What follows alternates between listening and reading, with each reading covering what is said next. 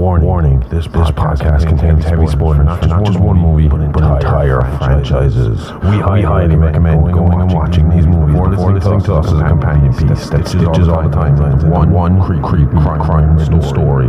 There will be no more spoiler warnings. We do not break character. After this, there is no turning back. You've been warned. Hit the music. You are talking about the nonsensical ravings of a lunatic mind. It's alive! It's alive! It's alive!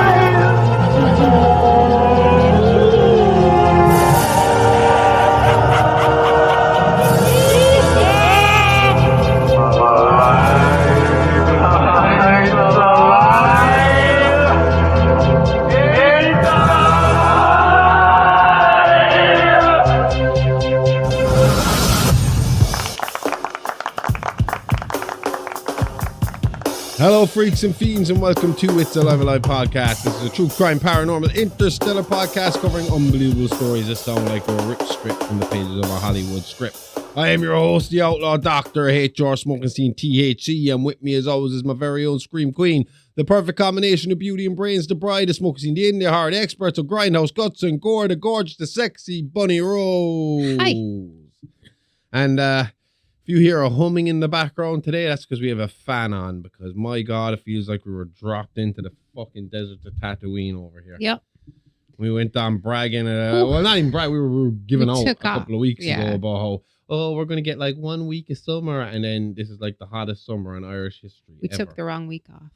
We are fucking melting over there. Mm-hmm. No, the upside to the weather is, I mean, you're strutting around the back garden in a bikini the whole time. I'm laying around in a hammock all day. I mean, it's pretty fucking awesome. Yeah. I mean, like I was saying to you earlier, the last day I had a beer in my hand. You were laid out next to me in your bikini. I was chilling out in the hammock. Tuesday's Gone was playing on the playlist, and all I could feel like was like I was in Happy Gilmore's Happy Place. I can see, though, how I'd be unemployed and homeless if we lived in this heat every day. Oh, fuck yeah. It's been hard. I mean, getting back into the studio has been a fucking struggle, and that is why we have a fan. It's cooling down now. So, from the deserts of Lixna, County Kerry, Ireland, to the deserts of Tatooine, let's get into this. So up until this point, we have been covering war after war, and the history of the galaxy has pretty much mirrored our own history in terms of tyrants trying to gain power and bureaucracy trying to stop it. Today will be no different. Only, like our own history, the bad guys realize open warfare isn't the way to go. Instead, they use the rules of the bureaucratic republic against them, relying on slow, heavily debated bills and emergency protocols to gain power. It's the ultimate villain pivot, trading a laser sword for a filibuster. And pretty much, Israel are pretty much pulling from this what's the word I'm looking from? This tactic. Tactic would be the word. Narrative? This is their tactical way Okay. of Yeah, taking no, I out get you. Palestine. Yes, yeah. Is by constantly Telling Israel how bold doing they are. whatever the fuck they want, while the rest of the world are like, no, stop, don't do that, please, no, stop. This is a genocide. This is awful. We shouldn't be letting you do this. But then again, the Nazis did do it to you, so I suppose you deserve to do it to everybody. Yeah, fuck off. You're either fucking way. We'll be putting our laser swords down today, just for a little while, because we are about to get political. Okay. So, by 32 BBY, the Galactic Republic was a leviathan suffering from institutional sclerosis. Its sheer scale had become its greatest liability, transforming the Senate into a theater of performative debate where meaningful action was strangled by endless procedural delay. It was essentially C-SPAN in space, but with weirder aliens and absolutely nothing getting done. The paralysis was the perfect cover for Darth Sidious, who occupied the dual role of Sheev Palpatine, a seemingly innocuous senator from Naboo, and the architect of a new dark side order. He did not need to break the Republic's laws. He simply leveraged its own bloated regulations to induce a state of systemic stagnation, ensuring that when the crisis arrived, the system would be incapable of a unified response. The Trade Federation's blockade of Naboo was never a simple trade dispute. It was a high-stakes psychological and political stress test. Sidious needed to verify 3 specific data points: the Senate's capacity for indecision, the Jedi Council's reliance on institutional protocol, and the public's willingness to trade freedom for security in the face of manufactured panic. It's like creating a fake gas shortage just to see how fast people will start punching each other at the pumps. By positioning the Trade Federation as the antagonists, Sidious successfully baited the Republic into a debate about jurisdiction and legality, while the population of Naboo suffered in the interim. The Republic's failure to act decisively was the first indicator that his plan was working.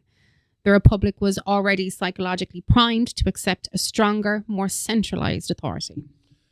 The arrival of Jedi Master Qui-Gon Jinn and his Padawan Obi-Wan Kenobi onto the stage is perhaps the most significant interference in Sidious's plan.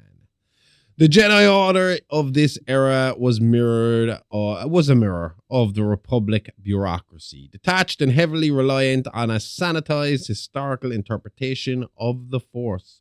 Qui-Gon, however, was an anomaly. He was the one guy, actively refusing to read from the corporate employee handbook.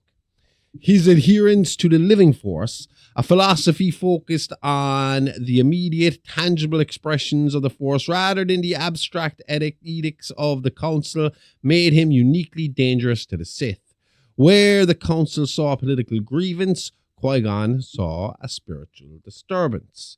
Where they saw procedural red tape, he saw the active presence of evil.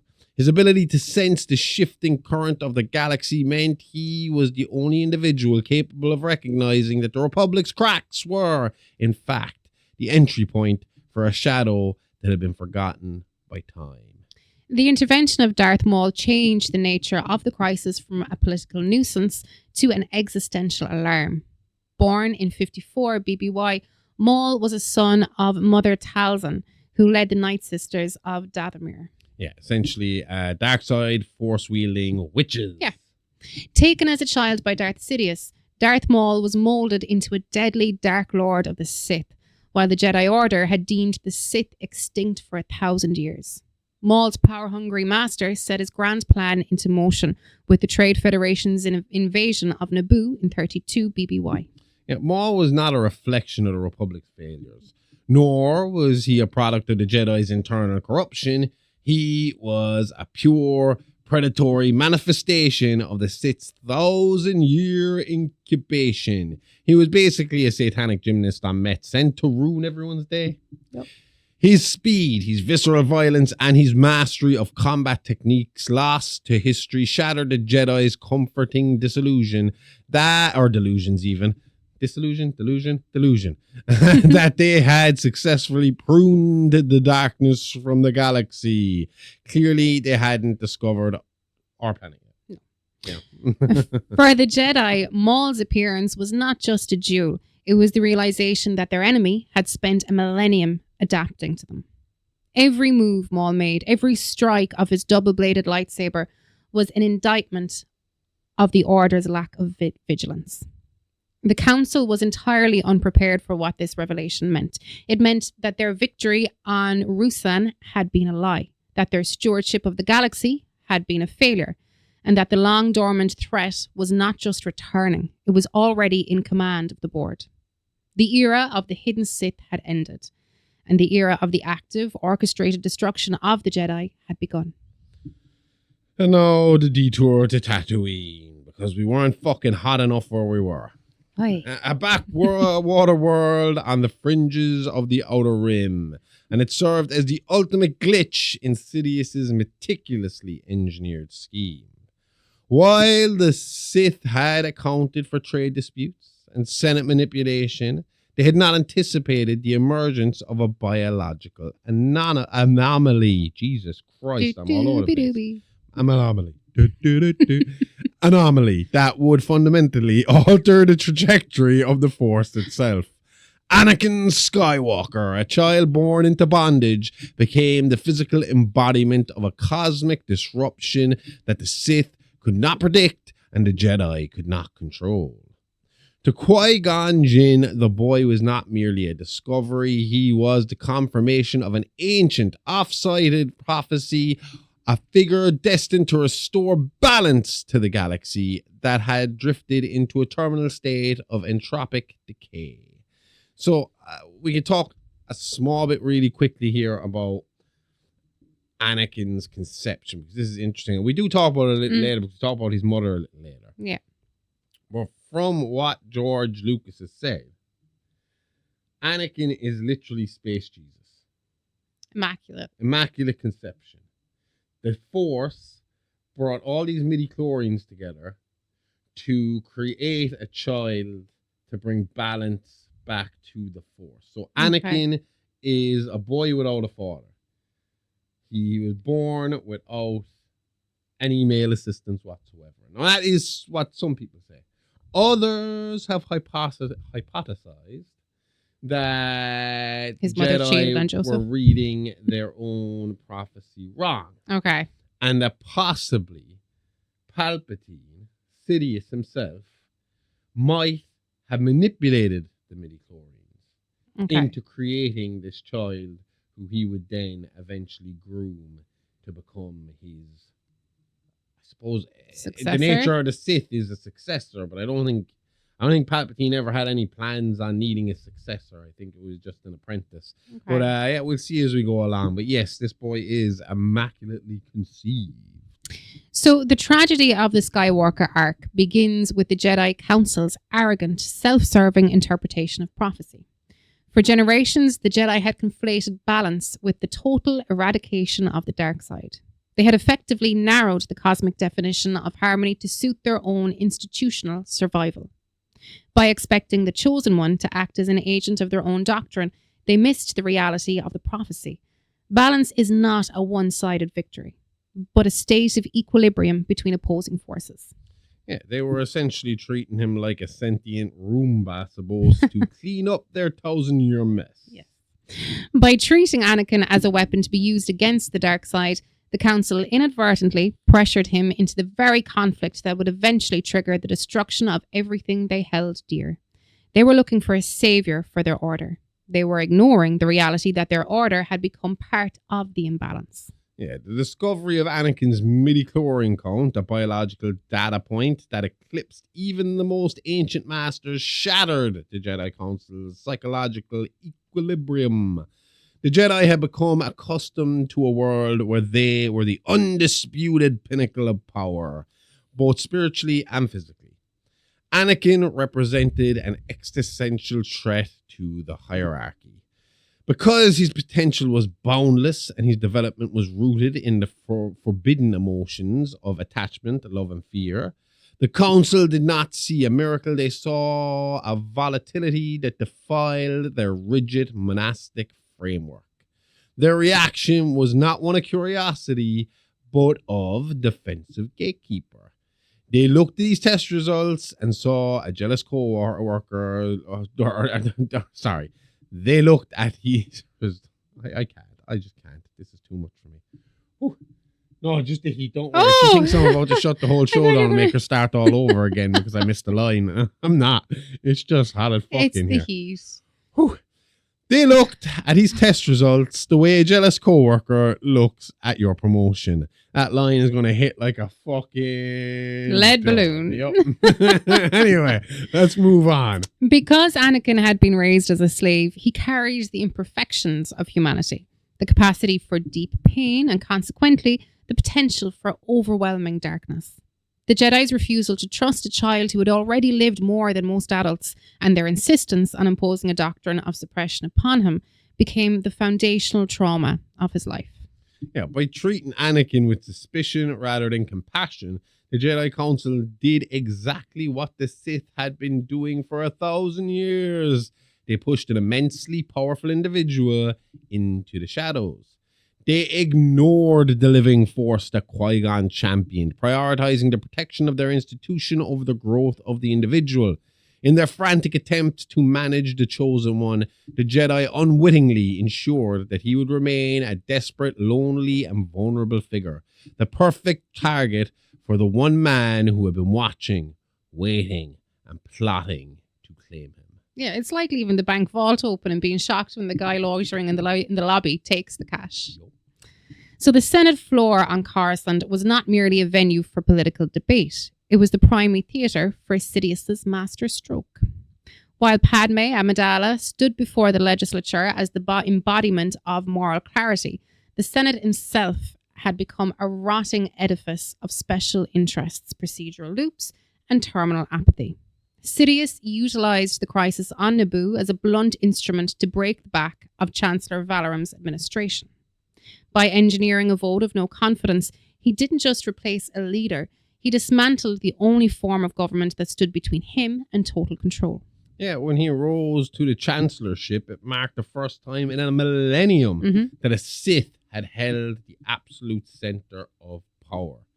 He had achieved the ultimate Sith fantasy. He was not a conqueror storming the gates. He was the legitimate, democratically elected protector of the Republic. How could something that crazy happen? How could someone who is absolutely batshit crazy, obviously evil, end up running an entire country, especially a well put together, smart country, full of, like, loaded with people and all these different cultures and all these different aliens and all that kind of sort of stuff, and yet still this strange looking decrepit old man could walk in there and just take on over? I don't get it. I don't understand it. I don't know how it could happen, and how it could happen twice. That would be mental. Imagine if someone left. I think it just kind of proves that not everybody should have voting rights. But anyway. So yeah, he basically pulled off a galactic coup while wearing a tailored suit and pretending to care about tariffs. Good job, Palpatine. The death of Qui-Gon Jinn is a central tragedy of this entire saga. His defeat at the hands of Darth Maul was not just a martial loss. It was the destruction of the only bridge between the archaic, detached traditions of the Jedi Council and the reality of Anakin Skywalker. Darth Maul, having been dispatched by his master to oversee the Federation leadership, was redirected to handle the Jedi. Maul dealt a fatal blow to Qui-Gon Jinn, but Kenobi in turn defeated Maul by bisecting him at the waist, with the Dark Lord falling to the abyss and presumed dead. Because nothing says you're fired quite like getting chopped in half and dropped down a bottomless reactor shaft. Qui-Gon possessed the emotional depth and philosophical flexibility to understand that Anakin could not be raised under the ironclad, fear-based prohibition of attachment. He understood the living force, the idea that one must engage with the world as it is, not as the archives dictate it should be. When Qui-Gon died, the future was irrevocably narrowed. Anakin was bequeathed to Obi-Wan Kenobi, a man of immense loyalty and integrity, but a man who was ultimately a product of the very institutional rigidity that Qui-Gon had defied. Obi-Wan could teach Anakin how to be a Jedi, but he could not teach him how to be a man living with the burden of a prophecy. The Sith didn't just defeat a Jedi, they successfully pruned the only teacher who might have prevented the tragedy to come. History records the liberation of Naboo as a victory for the Republic and a triumph for the Jedi. But that is the final grand delusion. The Sith lost a warrior in Darth Maul, but they gained the entire galaxy. In the aftermath, the pieces were perfectly aligned for Sidious. First, political legitimacy.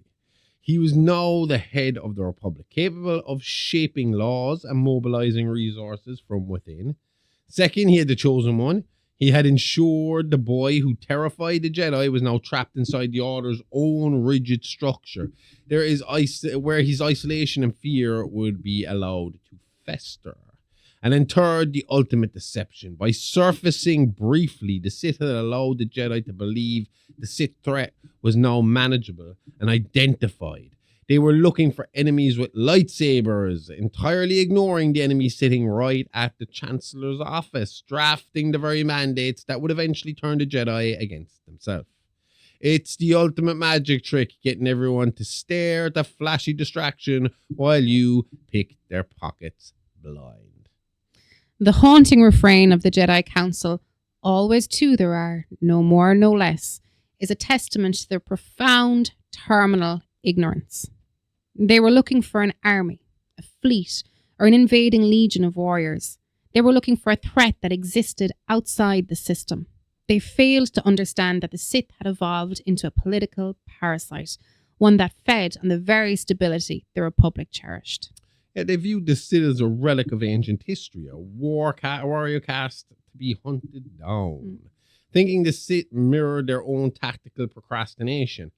They never stopped to consider that while they were busy looking for a dark side user in the shadows, they were simultaneously bowing before the most powerful Sith Lord in history.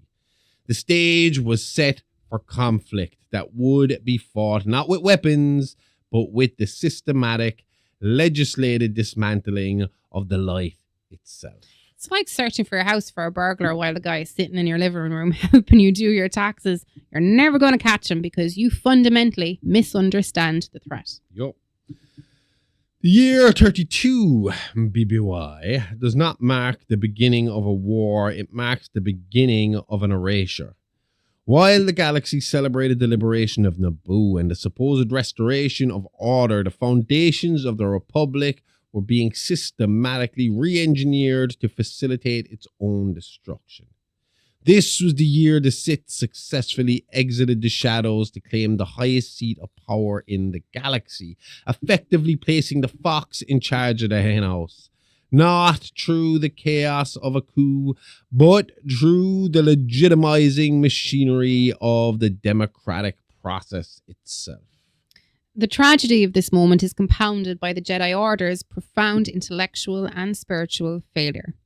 By misreading the prophecy of the Chosen One, interpreting a cosmic necessity for balance as a mandate for their own continued dominance, they trapped themselves in a framework of rigid dogma that rendered them incapable of perceiving the true nature of their enemy. They were so blinded by their need for external martial threat that they became entirely deaf to the quiet. You know? Yeah. They didn't see the pervasive rot of the Sith influence radiating from the Chancellor's office. Ultimately, 32 BBY solidified the most agonizing element of the Skywalker tragedy. The institutional failure to accommodate the individual. Now, the interesting thing here about the war on Naboo, because we've mentioned this, I think, once or twice, briefly, kind of in passing in the other episodes, is the fact that Palpatine is running both sides here. He's running the side of the Jedi as Chancellor Palpatine. Yeah. You know, the good fucking Grand Chancellor fucking coming from Naboo. Yeah. Here to help. His country, his world, his planet Naboo is the one that's in crisis here. Yeah. Of course he'd step up to help. But at the very same time as Darth Sidious under a cloak, he's the one running the Trade Federation. He's the one telling them what to do. He's the one giving them attack droids to come and cause the war. Yeah. So he's running shit from both sides, you know? It's an interesting kind of... It's an interesting play, you know? I mean, it feels like a house of cards that could have dropped on him at any stage if anyone had let it slip or if anyone had let go. I mean, according to George Lucas, like there was a lot of the time the people didn't know who Sidious was and who they were dealing with because he wore a cloak that went over his face, but surely. You would have clicked at some stage who it was. Yeah. And then the other side of it as well is that he's setting Anakin, like the fact that he is a Sith Lord, right? He had to have the same kind of, because from what I had been able to tell from the study of all this, he was to the Sith what Yoda was to the Jedi. The Jedi, yeah. In terms of strength and power and clarity in the Force and all this. So surely when he saw Anakin, he was able to feel the raw power of him. And especially if Anakin was as off balance in terms of the Jedi's view of balance, he would have felt that emotion of fear, of losing his mother, you know, being separated from his mother, fear of being thrown into this new kind of world, love for his mother, hate for the fact that he had to go away from her and leave her as a slave and all that kind of stuff. So, I mean, he feels all that. Yeah. And he feels safe enough to stick him in there with the Jedi, not worrying that this guy's eventually going to become the ultimate Jedi and take him down. Instead thinking, this guy is not going to be able to handle the training process. This guy will get so far, and as long as I stay close and I keep whispering in his ear and I keep giving him that little bit of love and affection that he's looking for, give him the odd hug, tell him he's a good boy, he'll eventually fall to my feet and we will take this fucking galaxy together. Yeah, you know? yeah. So, interesting start here for Anakin and Palpatine. So, what happens next with? Let's get into it. So by inducting Anakin into a system that viewed his human complexity, his love, his fear, and his capacity for attachment as inherent defects to be suppressed rather than emotions to be guided, the Jedi ensured his alienation. I mean, they took a kid who missed his mom and essentially told him, "Suck it up, Buttercup. You're a space monk now." It's terrible parenting. I think being a space monk sounds terrible to begin with. That choice. Yeah? Is that all that choice? I'd rather be a Sith. They placed the most powerful being in the galaxy into a monastic system that was fundamentally, pathologically incapable of understanding him. In doing so, the Jedi Council did not just train a Padawan, they inadvertently spent the next decade forging the very weapon that would eventually dismantle them. The Republic didn't just stumble into 32 BBY, it stepped onto a path that led directly to its own altar. If 32 BBY was the moment the Sith gained the keys to the Republic, the subsequent decade was spent systematically unlocking every structural failsafe. Palpatine, now firmly entrenched as Supreme Chancellor, did not need to act as a revolutionary. He acted as a facilitator of decline. By subtly nurturing the systemic inequality between the prosperous core worlds and the exploited, neglected sectors of the Outer Rim, he turned simple economic frustration into a genuine existential crisis of identity. Yeah, the Republic had become a bloated bureaucratic shell, indifferent to the suffering of its fringe systems, and Palpatine ensured this indifference was weaponized. He allowed the corporations, the Trade Federation, the Techno-Union, the banking clan. Sorry, I nearly slipped up on the Techno-Union because all I can picture is a group of DJs getting together and working together. That's what it sounds like. The Techno-Union. The banking clan. He allowed the corporations, the Trade Federation, the Techno-Union, and the banking clan to grow so powerful that they essentially functioned as shadow governments. When these entities eventually defected to form the Confederacy of Independent Systems, they were not just withdrawing from the Republic, they were stripping away the resources, trade routes, and military infrastructure that kept the Republic functioning. I started this series excited, and with each episode, I get more scared with the parallels of this history to our own present fucking time. It's understandable. The separatist movement was not a spontaneous uprising. It was a top-down orchestration. It was a masterclass in controlled political fracturing designed to leave the Republic with no choice but to militarize. It's like secretly buying up all the fire extinguishers in town right before you start an arson campaign. While the galaxy saw a political movement, the Sith saw a chessboard. Beneath the layers of separatist rhetoric and noble-sounding calls for independence sat another Sith Lord, a strategist who ensured that every political failure was compounded by a tactical error. This era proved that the Sith had fully mastered the art of managing two sides of the conflict.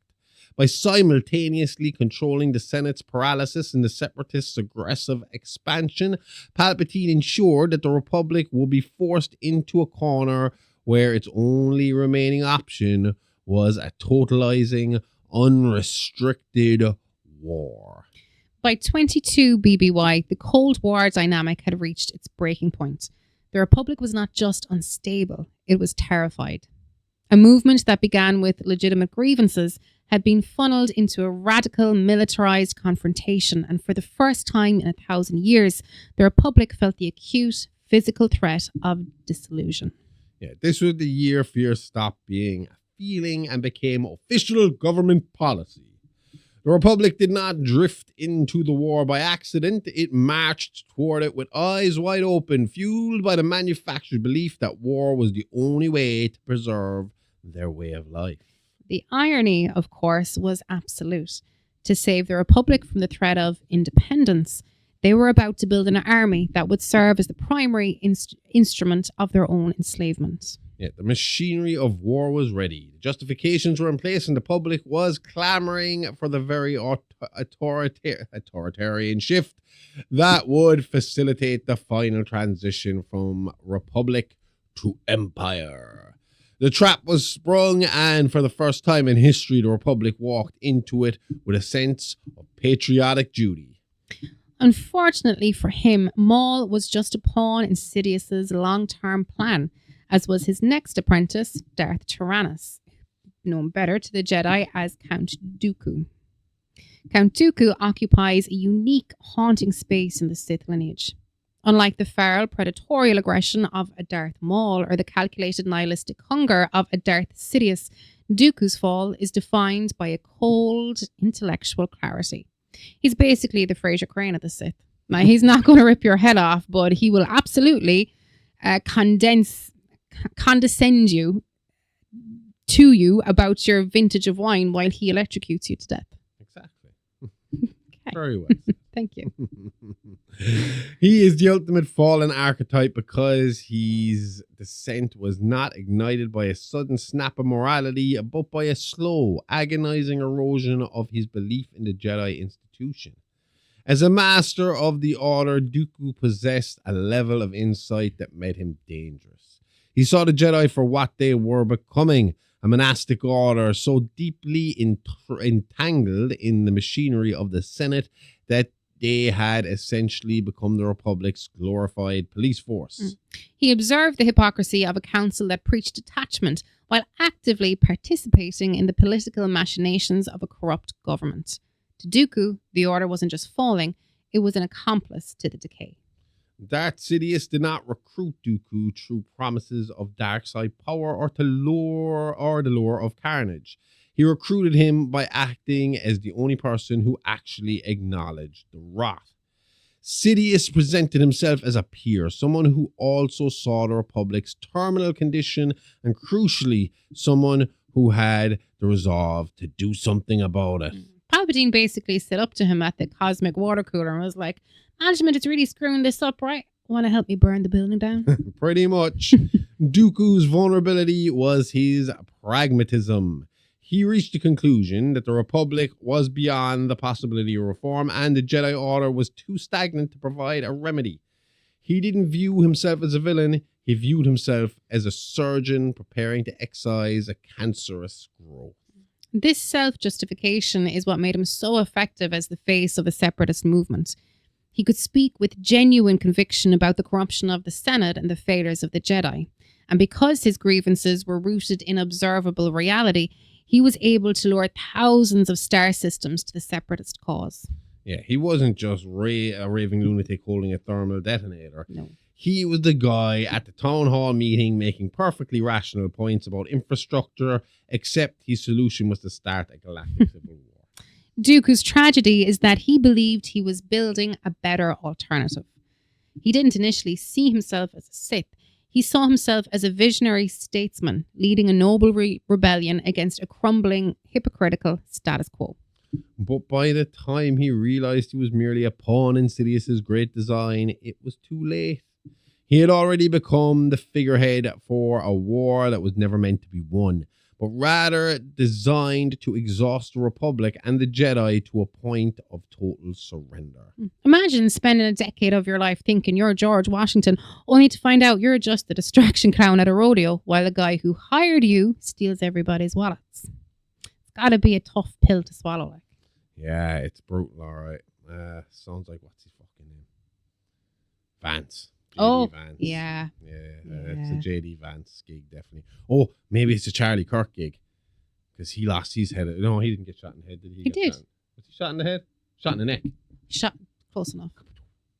I suppose, really, when we get that, we will get to it in a minute. It is Dooku's neck that causes him the problem, too. Oh, my God. So, down with necks.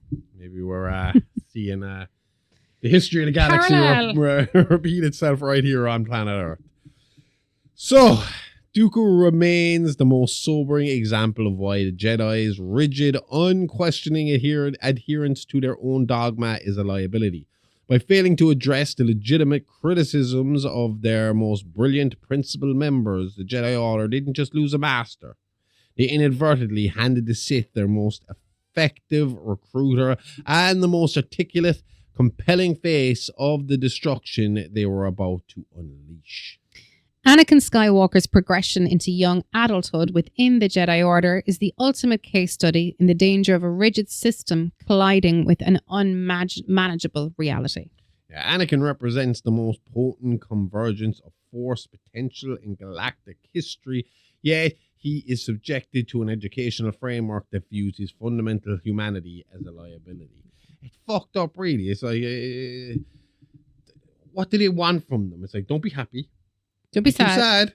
Don't be angry. Don't like that person too much. But at the same time, don't be so cool that you let them get away with that shit. Well, You know? We gotta be balanced.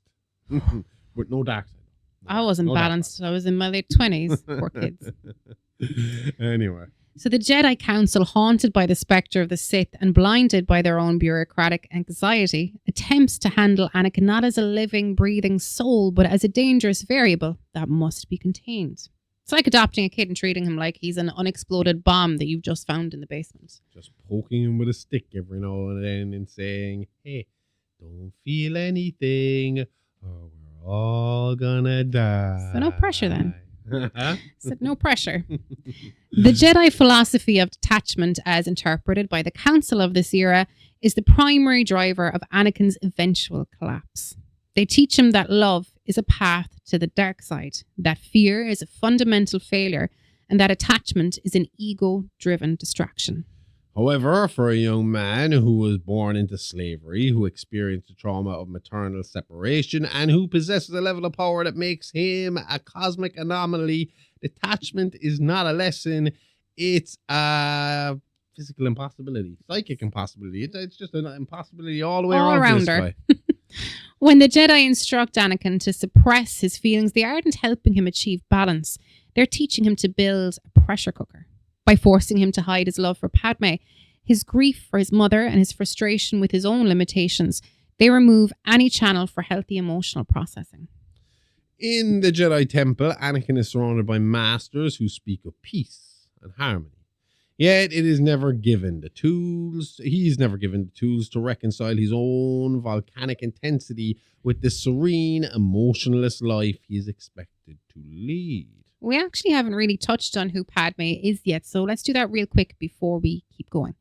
So born in 46 BBY, during the Age of the Republic, Padme Nabari was raised by her parents on the peaceful mid-rim world of Naboo.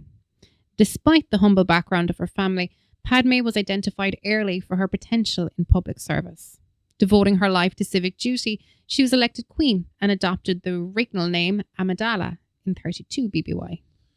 I might be wrong about this, but I'm pretty sure Lucas has said that she was the youngest queen in Naboo history.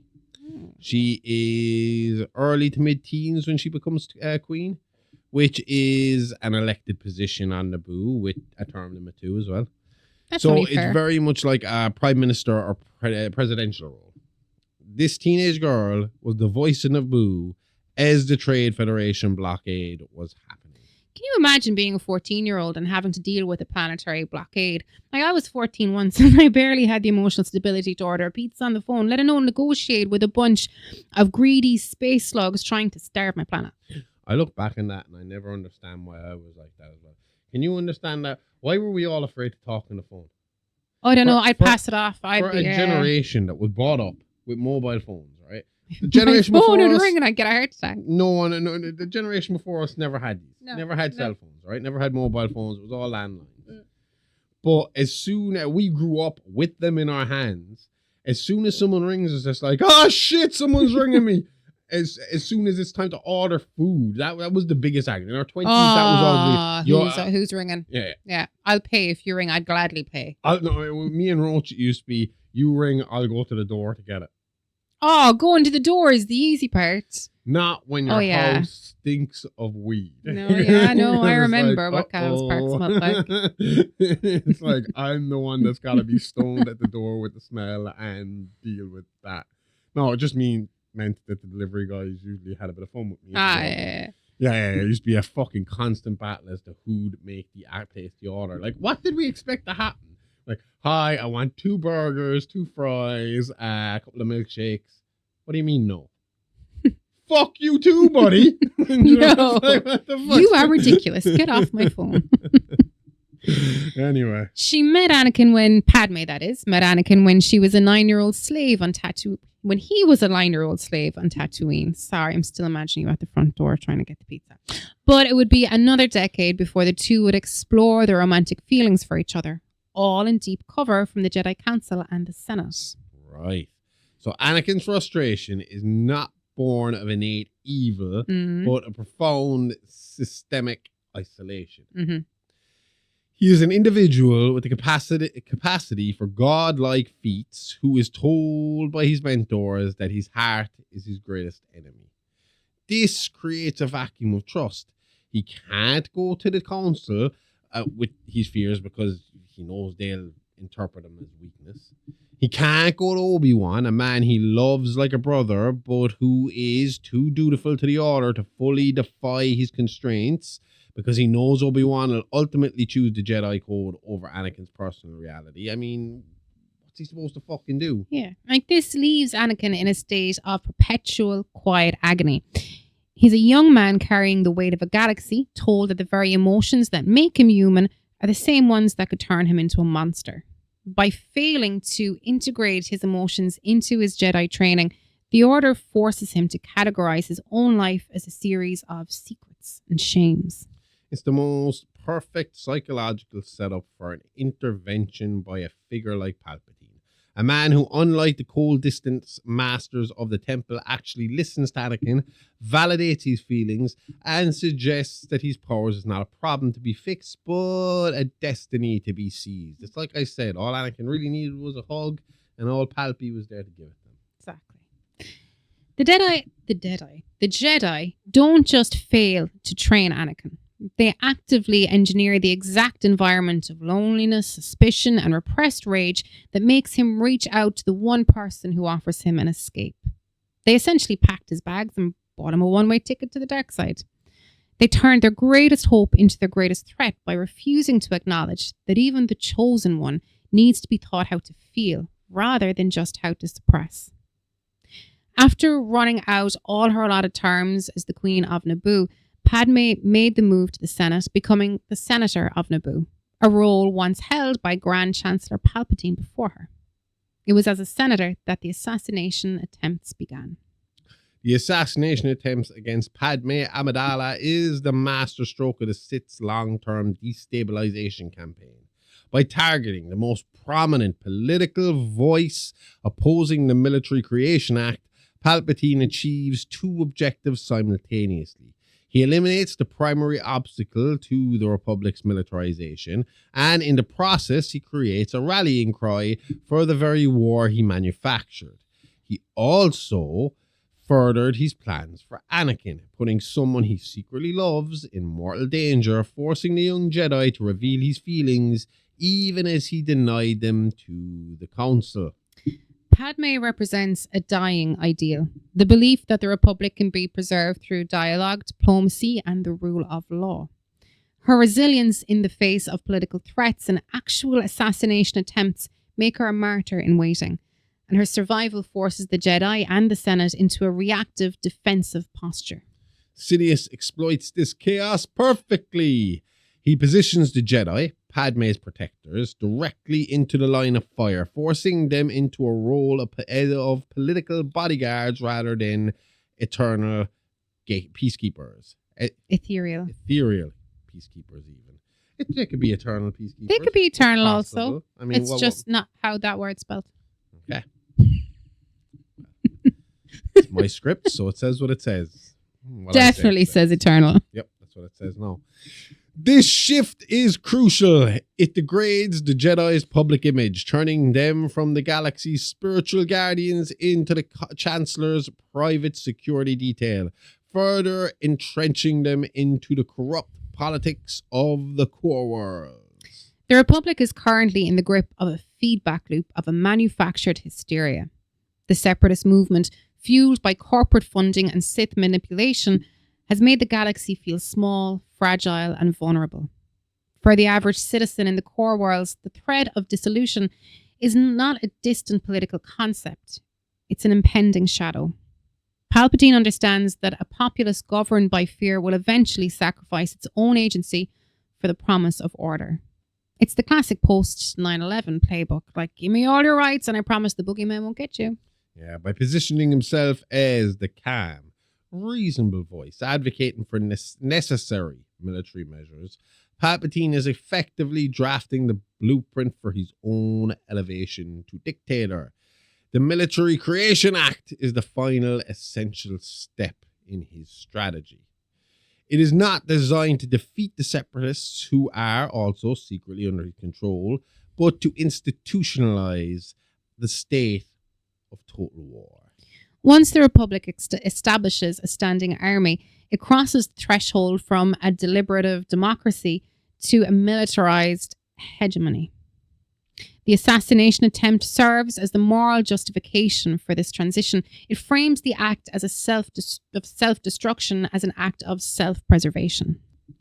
The Senate, blinded by the immediate orchestrated threat, walks willingly towards the cliff's edge, entirely unaware that the hand guiding them towards the precipice is the same one that will eventually demand their absolute, unquestionable loyalty.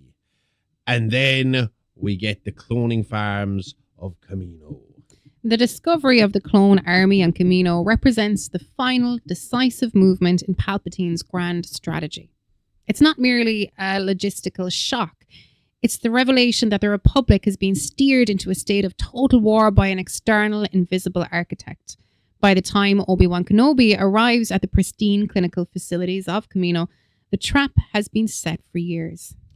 The order for the army, commissioned under the stolen identity of a deceased Jedi Master, Sifo Dyas, almost 10 years before the conflict began, serves as a masterclass in deep state manipulation. The Sith didn't just invent the war, they manufactured the very tools required to fight it, ensuring that when the Republic finally realized the danger, they would be reaching for a weapon that was already poisoned.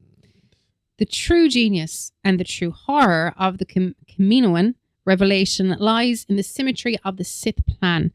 Palpatine had successfully created a two-sided trap. On one side, you have the Separatists, funded, armed, and led by a Sith Lord, Dooku, providing the existential threat necessary to incite fear.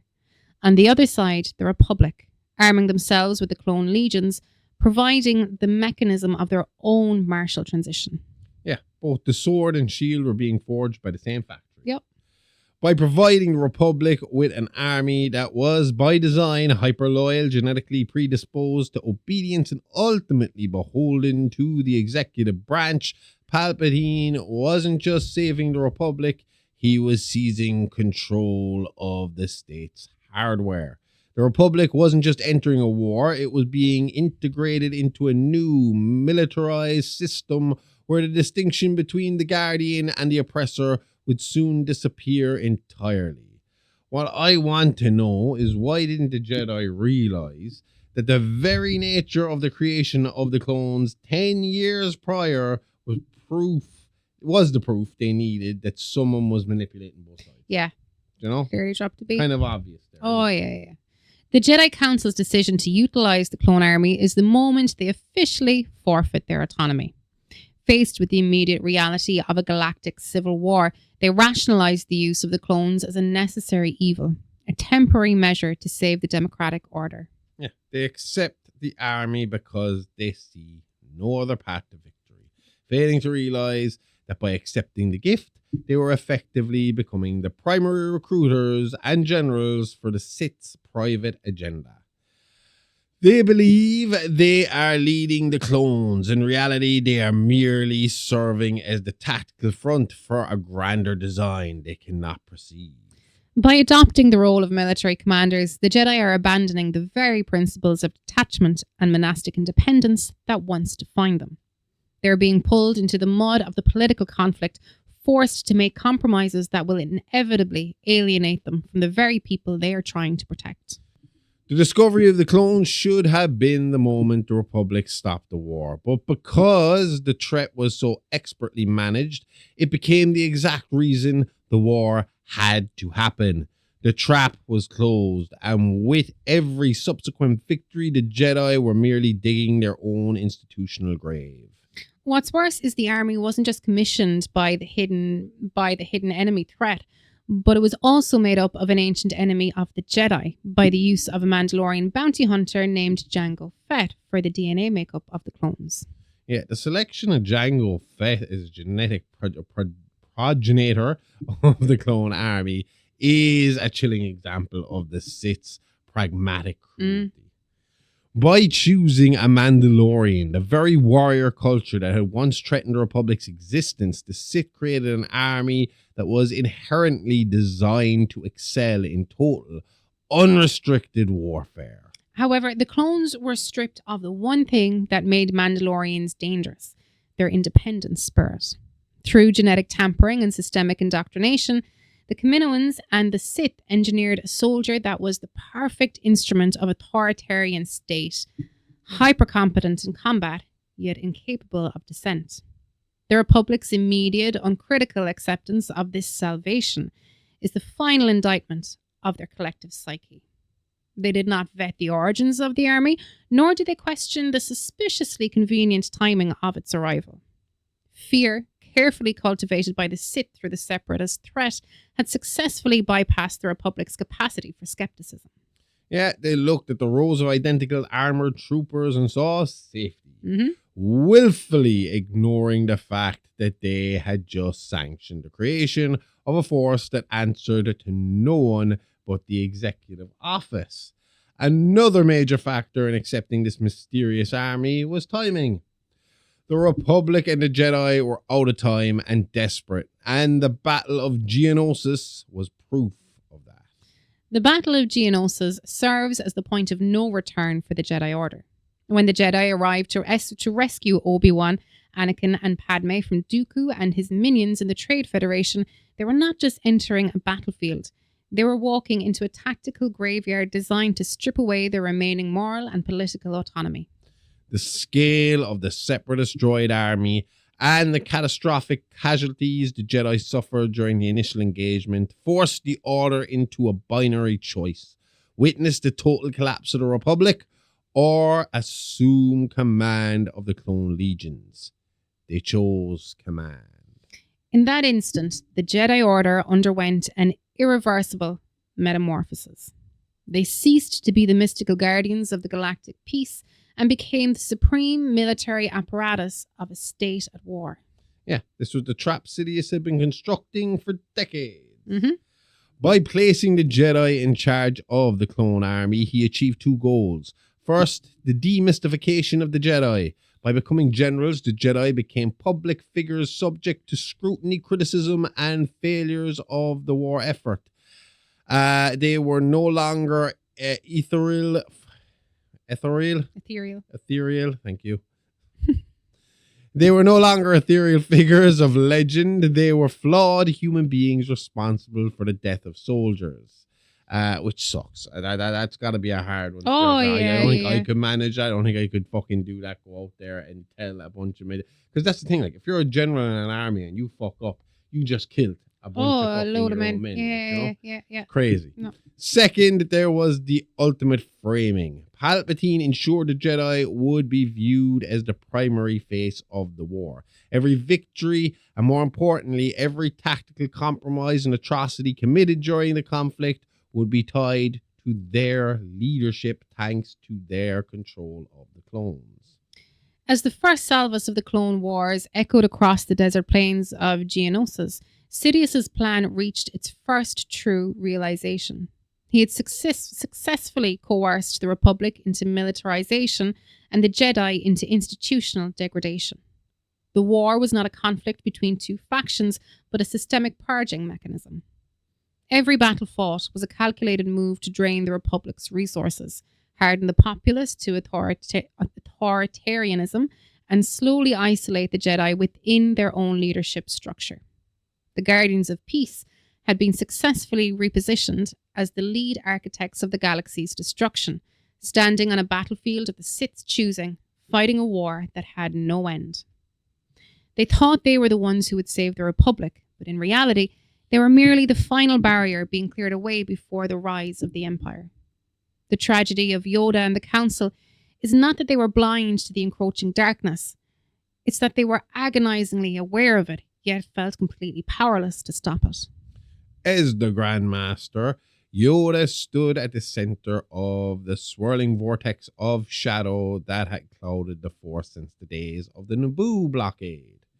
He knew the Force was being choked. He sensed the manipulation, and he explicitly stated that the shroud of the dark side had descended upon the galaxy. Yet, he was a victim of the very institution he helped maintain. The Jedi were caught in a brutal, logical trap of their own making. The path of inaction. If they had refused the clone army and stood on their principles as non-combatant peacekeepers, they would have watched the Confederacy tear the Republic apart. They would have been blamed for the chaos, the destruction, and the loss of trillions of lives, effectively cementing their status as detached, uncaring monks who abandoned the people they swore to protect. By accepting the clones and assuming command, they became active participants in a conflict engineered by the very entity they were struggling to identify. They sacrificed their autonomy to save the state, failing to realize that by saving the Republic, they were merely preserving the shell of a government that was already dead. Yoda's decision to commit the Jedi to the Clone Wars was the ultimate Faustian bargain. He chose the lesser of two evils, the preservation of the Republic over the preservation of the Jedi's moral integrity, without realizing that the Sith had designed the conflict so that both options led to the same outcome. By becoming generals, the Jedi didn't just become soldiers, they became subjects of the state. They entered a hierarchy where their spiritual authority was subordinated to the tactical and political demands of Chancellor Palpatine. This shift changed the nature of their connection to the Force. They were so overwhelmed by the logistics of war, the management of their troops, and the constant crushing weight of the dark side that they lost the ability to perform the very thing they were created for. Quiet, patient discernment. The Jedi's tragedy was their belief that they were managing a situation. They viewed the clone army as a tool and the war as a challenge to be overcome. They couldn't conceive that they were actually the primary components of a machine designed for their own dismantling. Yoda's realization that the future was difficult to see was the warning bell of their own impending obsolescence. They were going to die. Obsolescence. It was their warning that they were all fucked. Every last one of them. They were fucked, and we're going to get to that. We're coming to it. Matt Fuck Hardy me. fucked. Oh, is that obsolete? Obsolete. Delete the Jedi. Anyway, this is going to go down as one of our greatest episodes ever, where we didn't fall over any words and didn't do anything silly or stupid. We're good. It's because of the heat. You can keep saying that. It is. These people were fighting wars on desert planets, and you're going on about the heat in the fucking studio. If I was a Jedi, I'm sure I wouldn't care about the heat bearing down on me. Meditate we will. Down we will cool. Now? Record show we will later. No, we'll do it. Anyway, okay. So, where was I? Yeah. So Yoda's realization that the future was difficult to see was the warning bell of their own impending deletion. They were not fighting a war against an existential enemy. They were participating in a ritualistic sacrifice. By entering the war, they proved they were no longer the Jedi of old. They were now agents of the same flawed system they were trying to save.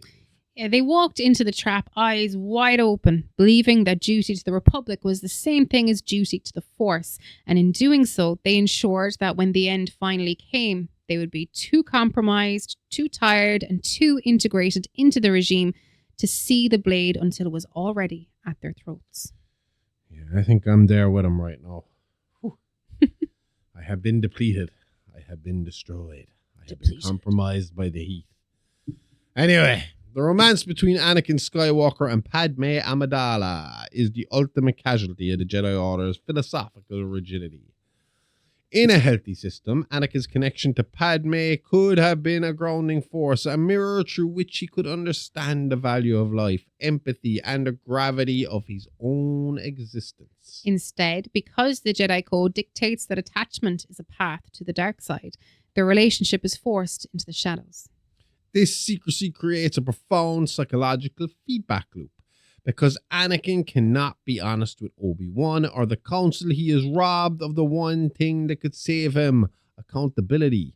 He lives a double life, and in that state of chronic deception, he begins to view the Jedi Order not as a mentor, but as an adversary that he must outmaneuver.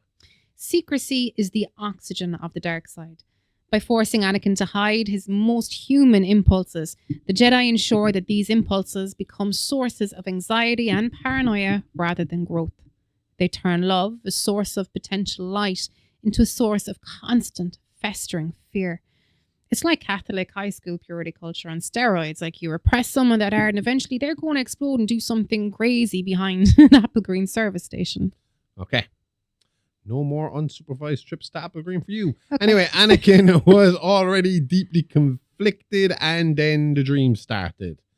Anakin's attachments were hidden so deeply, and his power was so strong that his subconscious started to send him messages, visions of the future. It started with nightmares of his mother back on Tatooine. While Qui-Gon was able to negotiate Anakin's release from slavery, he wasn't as lucky with Shmi Skywalker. Anakin's dreams were forced premonitions, warning him that his mother was in some sort of mortal trouble back home.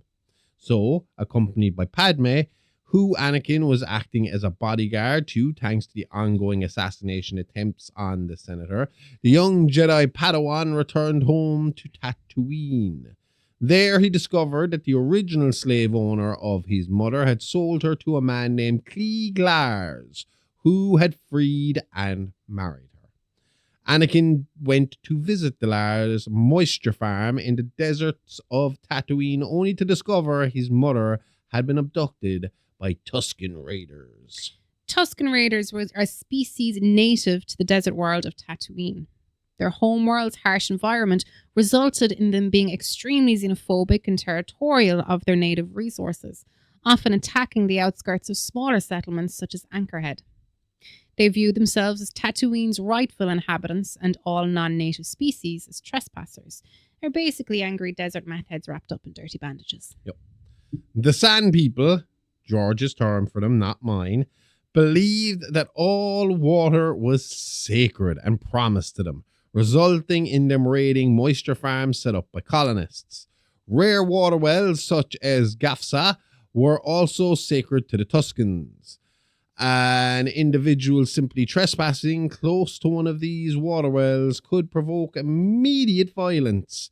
So things aren't looking good for Shmi at this point. Anakin, using the Force, tracked down the raiders responsible for his mother's capture. And when he found them, he found Shmi alive, but only momentarily, as she died in his arms after being freed from her bonds. What happened next is a very early sign of just how far Anakin's love and attachment could lead him to embrace the darker side of himself. The slaughter of the Tusken Raider village is the most damning moment in Anakin's character development because it reframes the dark side. It is not presented to him as an abstract evil that he must resist. It is presented as a pragmatic solution to his pain. When Anakin acts, he doesn't struggle with the dark side. He finds that it offers an immediate, intoxicating release for his grief. By massacring the tribe, he successfully exerts control over a situation where he felt powerless. He effectively teaches himself a lesson that the Jedi have been trying to prevent for years. Violence and rage are effective tools for achieving one's goals. What's totally fucked up here, though, is he doesn't just kill the men or the soldiers of the tribe, but he kills the women and the children too. Yeah, he went from 0 to full-blown war crimes in about 3 seconds. Yeah, this moment creates a fundamental crack in his psyche. First, the empowerment. He realizes that his power, when fueled by the dark side, allows him to protect those he cares about. Second, the internalized shame. He knows on a cognitive level that what he did was monstrous. But because he cannot confess this to the Jedi, because he knows the Council would never understand the pain that drove him, he is forced to process this trauma in total isolation. He becomes a man who has tasted the dark side's utility and found it to be overwhelmingly potent. He's no longer just a Jedi who feels anger. He's a man who knows that he is capable of atrocities. And that knowledge creates a barrier between him and the rest of the Order. Yeah, he begins to see the Jedi as hypocritical gatekeepers, men who talk of peace while he has been forced to carry the reality of his own darkness alone. He's already lost. He just hasn't fully admitted it to himself yet. Every time I say the word the Jedi are gatekeepers, I can just see him coming up and being like, you like the Cantina band? Name 3 songs. Oh, God. Name 3 songs. I can name one. So this is the precise psychological state that Palpatine had been waiting for.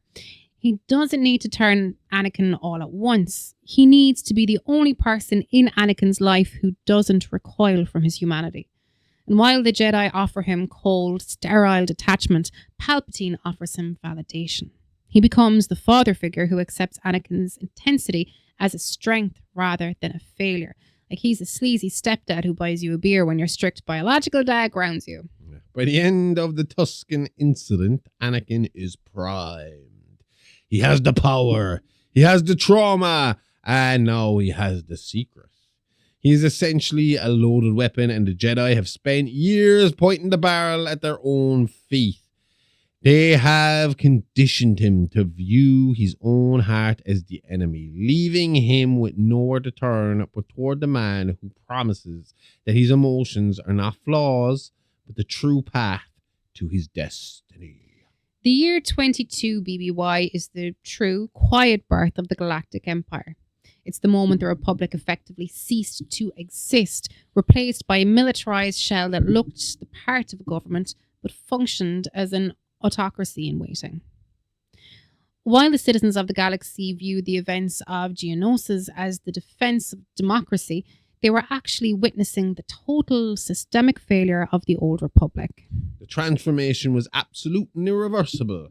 First, the institutional pivot.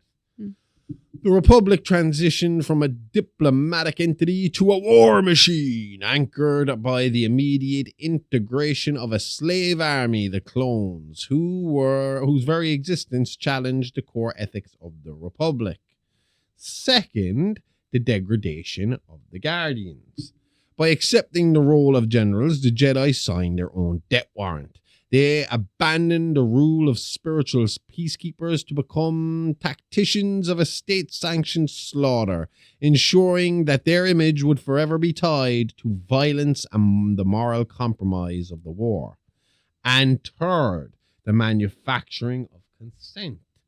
Palpatine executed his most brilliant maneuver, using the fear of the separatist threat to extract emergency powers from a Senate that was too panicked to realize it was handing over its own truth. He did not need to conquer, he was invited to rule. It's the same as handing your wallet to a mugger and thanking him for watching it and then asking him if he wants your watch too. So beneath this political upheaval, the most tragic collapse was occurring within the Chosen One. Anakin Skywalker, the galaxy's greatest hope, was being hollowed out from within. Forced into a life of secrecy, denied the emotional tools to process his own trauma, and pushed towards a dark side that felt increasingly like the only honest path, Anakin became a reflection of the Republic itself, powerful, unstable, and fracturing under the weight of suppressed pain.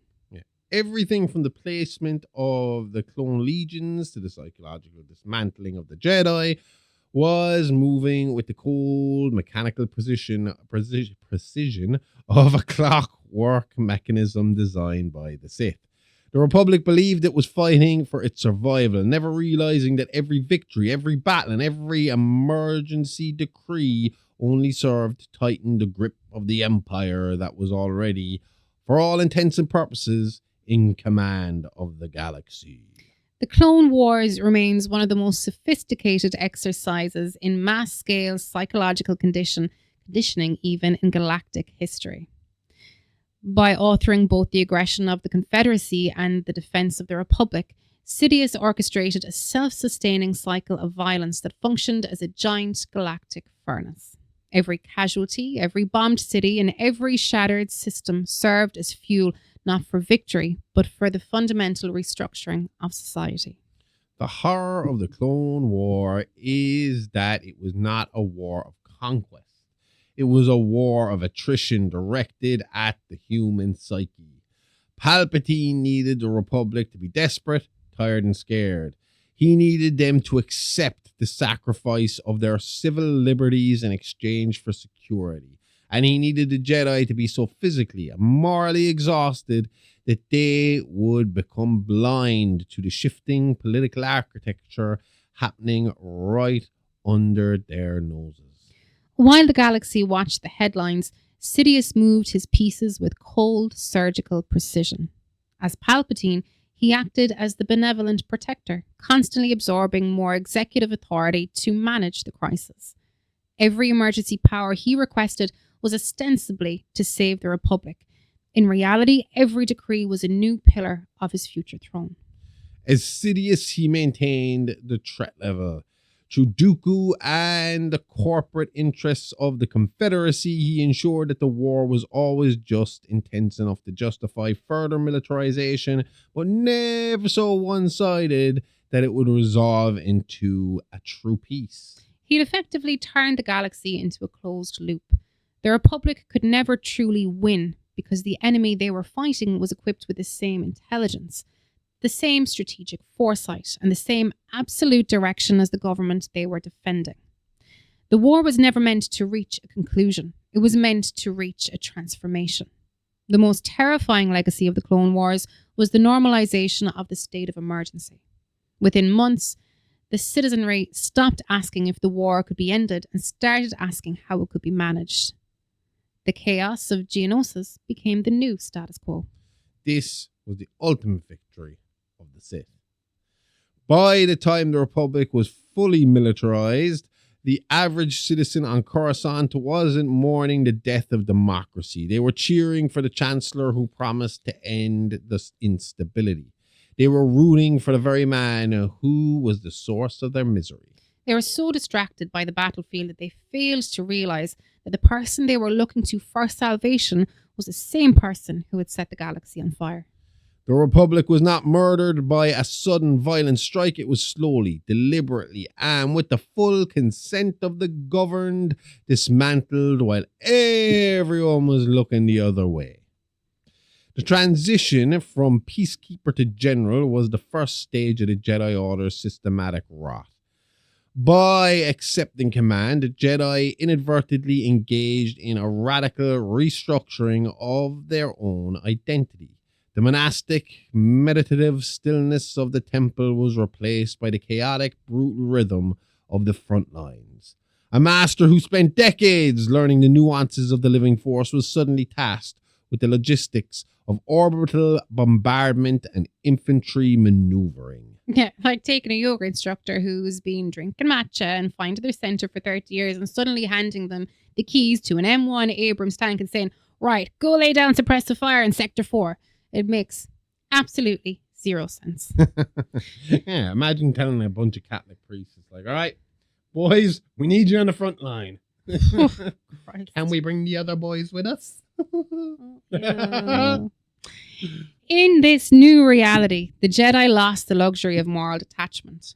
They were forced to make tactical decisions that inevitably resulted in the deaths of thousands, both enemy combatants and the clones under their command. They became the face of the state's violence, and in doing so, they eroded the very equalities that set them apart from the politicians and bureaucrats of Coruscant. Yeah, they didn't just fight a war, they allowed the war to rewrite their definition of good, trading spiritual clarity for military necessity. Perhaps the most cruel irony of the Clone Wars is the development of the clones. Created to be the ultimate disposable tools of a state-controlled war, the clones inadvertently became the most human participants in the conflict. By naming themselves, customizing their armor, and building deep brotherly bonds with their Jedi commanders, the clones defied their programming. Yeah, they were basically born in a petri dish with a barcode stamped on their ass, expected to be meat droids. But then they started getting tribal tattoos, giving each other nicknames like Rex and Fives, and customizing their haircuts. They literally out-humaned the actual human. Yeah. For the Jedi, this was a catastrophic development for their emotional state. They started the war viewing the clones as assets, but they ended the war viewing them as kin. This deepening bond made the Jedi even more vulnerable. Yeah, they weren't just protecting soldiers, they were protecting friends. This created a new layer of attachment, one that made the eventual betrayal, the activation of the protocols coded into those very brothers, an act of existential horror that would shatter the survivors from within. Now, before we move on, I just realized something. Tell me. Well, if going to war with the clones is your army, caused the Jedi to grow an attachment to their clone brothers, did the Jedi then not slip to the dark side because they had attachments? They had things they cared about, things they worried about, people they worried about, people they wanted to protect, people they didn't want hurt. Yeah, people but they felt I'm bad for when they died. presuming that you'd want to protect your Padawan as well. Like, so does having a Padawan not kind of go against? Just saying. Attachment. Oh, I'm agreeing with you, but I'm saying I think it goes a bit deeper than the clones. So the Jedi, exactly like the Catholic Church, they say one thing, they do something completely fucking different. Like I said earlier, gays, bad, bad, bad. All the boys, good, good, good. That's the way the Catholic Church works. So I would assume we're looking at kind of... Well, no, I'm not accusing the Jedi of anything. I mean, I'm sure the Jedi are all upstanding with their Padawans, but, you know, I'm just saying. No, I get you. I understand say one what thing, you're they saying. do another. Anakin Skywalker emerged from the fires of the Clone Wars as the Republic's greatest champion, a figure whose reputation was bolstered by his reckless, often brilliant disregard for standard military doctrine. To the public and the clones, he was the embodiment of the Jedi's newfound utility. He was the poster boy, the maverick of the Republic. He's out there buzzing the tower and blowing up dreadnoughts while the council is back home having a bureaucratic panic attack. But beneath the hero worship lay a man who was becoming increasingly reliant on the validation of war, or that war provided. For the first time, Anakin felt a sense of belonging. The clones followed him not because of the Jedi Code, but because they trusted them with their lives. Yet his heroic path was a gilded cage. Every successful battle, every tactical gamble, and every victory reinforced his belief that his instincts, his anger, his impulsivity, and his attachments were correct. The Jedi Council, desperate for the results Anakin produced, became complicit in his spiral. They chose to ignore the cracks in his discipline because he was winning the war. I mean, yeah, Anakin just force-choked a prisoner, but he did take back 3 planets by Tuesday, so let's just write him up and put it in his file. Total hypocrites. See? Hypocrites. The introduction of a Padawan learner for Anakin was in many ways the last chance the Order had to save the young man. Padawan Ahsoka Tano challenged Anakin, pushed him to be more grounded, and forced him to experience a protective love that wasn't born of the secret suffocating obsession he felt for Padme. She became an anchor, helping him evolve into a more patient teacher and a more disciplined man. However, the tragedy is that every positive connection Anakin forged during the war only served to heighten the stakes of his potential loss. Ahsoka, Obi-Wan, Padme, Rex, the clone trooper, these weren't just people in his life. They were the collective reason he feared the future. Every single person that he learned to care for made the prospect of death or failure more unbearable. The Sith weren't just waiting for Anakin to succumb to the dark side. They were waiting for him to build a life so full of attachment that the mere threat of losing it would be enough to break him entirely.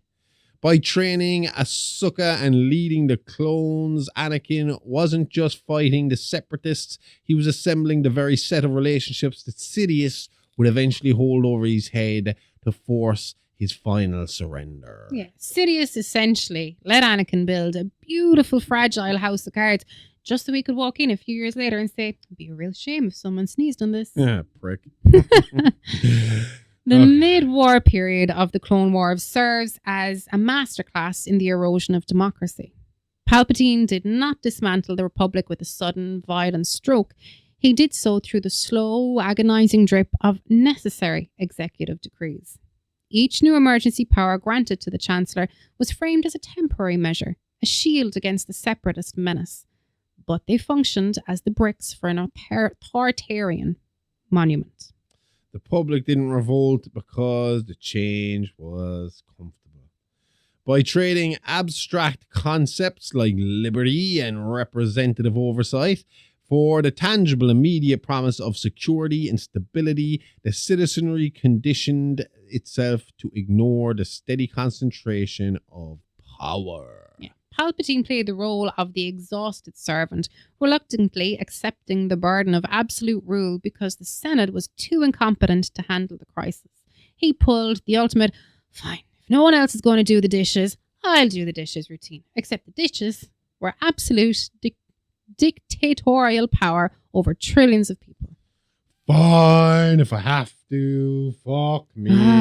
I'll be the ultimate king. Is anybody having that last slice one? Always me. Always old Palpatine, huh? Fucking hell. Just once you think fucking one of these fucking apprentices will pull their thumb out and do the dishes. Jesus Christ. Anyway, it was the perfect trap. He made himself the only indispensable component of the government. And in doing so, he turned the Republic into an empire that simply hadn't changed its name yet. So Maul was the pawn and Anakin's the goal. So what does that mean for Dooku? Yeah, that's an interesting side story to this whole saga. Dooku's tragedy is not that he lacks a philosophy, but that he's blinded by his own irrelevance. He represents the ultimate bureaucratic villain. A man who believes he is participating in a high-level strategic shift to fix a broken system. He genuinely believes that the Separatists are a legitimate political evolution, a means of correcting the corruption of the core worlds through a new, disciplined order. Dooku's failure in his inability to recognize that he is merely a placeholder in a zero-sum game. He sees himself as a partner in a grand Machiavellian redesign, while Sidious sees him as a temporary asset, an interim leader designed to carry the stigma of the war until the Republic is ready to fully embrace the Empire. Now, he's basically the corporate middle manager who thinks he's getting the corner office, but the CEO needs someone to take the fall for a massive embezzlement scheme. Pretty much, yeah. Dooku's commitment to rationality is his fatal flaw. He believes that because his motivations are intellectual rather than emotional, he is safe from the chaotic whims of his master. He never understands that in the Sith lineage, there is no such thing as a partnership, only a precursor to a replacement. If the Clone Wars were the furnace that forged the Empire, the departure of Ahsoka Tano was the moment the Jedi Order's internal structure cracked under the heat. The Council's decisions to sacrifice their own student to appease the political pressure of the Republic was not just a failure of justice, it was an admission of institutional rot. Yeah, Tano was framed for the bombing of the Jedi Temple hangar and other homicides, and she escaped into the Coruscant underworld to clear her name. She was eventually caught and detained by Republic forces and was consequently barred from the Jedi Order. Ultimately, Anakin uncovered the true culprit, Tano's friend and fellow Padawan Barriss Offee, and prevented his former apprentice from being convicted of sedition. Nevertheless, the ordeal dislodged Tano's faith in the Jedi. She refused the Jedi High Council's offer to rejoin the Order, instead departing in search of a new path. And Who can blame her, to be honest? The Jedi HR department is an absolute nightmare. They fire you, throw you to the cops, and when your master proves you didn't do it, they hit you with a whoops, how bad, won't come back. I would have told them to go fuck themselves too. You definitely could get an unfair dismissal charge. Absolutely. So by prioritizing their political standing over the protection of a Padawan, by prioritizing their political standing over the protection of a Padawan, they had sworn to guide. They signaled to Anakin that their moral compass was broken. For Anakin, this was a revelation of agonizing proportion. The righteous Jedi were just as cold and calculating as the politicians he had learned to despise. Their betrayal of Ahsoka confirmed his worst fears, that the Order was a system and not a family, and it created a permanent, widening chasm between him and the Council. He saw that they were willing to discard their own principles to save face, a realization that stripped away any remaining veneer of sanctity that he felt towards the Jedi Temple. This is only one example of how far the Jedi Order had blinded itself from the Force and Palpatine's influence over it. The crazy thing is, if they had just been more aware of their surroundings, they could have prevented the fall of the Jedi before it was too late. And then there's the story of Fives, which is perhaps the most chilling aspect of the blindness you're speaking of. Mm-hmm. He was the one man who actually solved the puzzle, the one soldier who stood at the threshold of the truth. He discovered the hidden doomsday protocol known as Order 66 before he was supposed to. And he made every attempt to warn his Jedi brothers of the inevitable tragedy that was coming.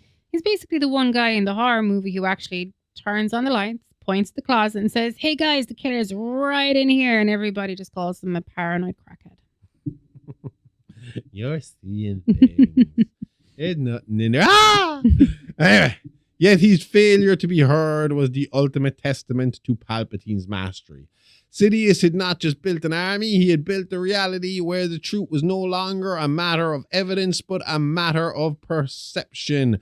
Fuck me, every word we read feels like I'm fucking talking about America. Yeah. I'm sorry, America. We love most of you, but Jesus fucking Christ. You got Palpatine in power right now. Oh, fucking hell. Does that make that fucking fool Vance Vader? Or is he Dooku unfucking aware that he's just a stupid pawn in the whole game? Depends on how you view him, I suppose. I view him as one or the other. If I say the word I view him is, I'm likely to get myself cancelled. He's a I know fucking what idiot. word you're thinking. Fives was discredited, labeled mentally unstable, and silenced because the Jedi were too entrenched in their own cognitive dissonance. I got there eventually to listen. Palpatine derangement syndrome. It's a real thing. Terrible disease. A lot of people have it. They're working on a vaccine as we speak. Oh boy. The Jedi were so busy being generals that they had lost their ability to be seekers of truth. Their refusal to investigate the aberration of the clone chips was the final fatal act of complacency. Five's death wasn't just the loss of a soldier. It was the final door closing on any chance of preventing the slaughter to come. It proved that Sidious had successfully insulated his plot behind layers of institutional armor so thick that even the most direct warning could not penetrate. By 19 BBY, the tragedy of the war is that it had rendered the Jedi entirely obsolete. Good job. They are commanders of a secret death squad, which are the clones. Yep. They have abandoned their moral authority, the Ahsoka affair, and they'd become deaf to the warnings of the Force, the Fives incident. They're living in a reality that Palpatine has written for them. Every action they take to defend the Republic only serves to further cement the infrastructure of the Empire. Sorry, I'm trying to work something out here. What? So would his be mega instead of MAGA? Make the Empire great again? Or make the galaxy great again? Would it be MAGA? Matega. MAGA. We'll just ignore the mega. Anyway, the Sith did not need to destroy the Jedi in a single battle. They spent 3 years watching the Jedi systematically hollow themselves out, alienate their most capable champions, and march themselves into a position of total tactical vulnerability.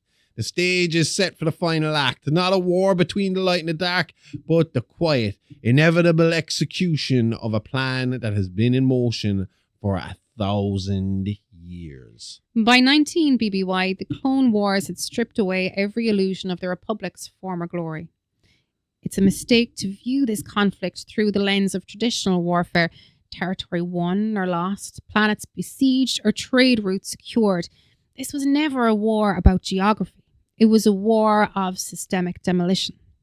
Every battle, every legislative decree, and every casualty was a calculated turn of the gears in a machine built by the Sith to produce 3 specific devastating outcomes. First, the war functioned as a spiritual crucible designed to destroy the Jedi. By forcing them out of the temple and into the role of military commanders, the Sith did more than just kill Jedi in battle. They compromised the Order's soul. They turned the galaxy's spiritual guardians into the face of state-sanctioned slaughter, forcing them to abandon their detachment and entangle themselves in the political corruption of a dying government.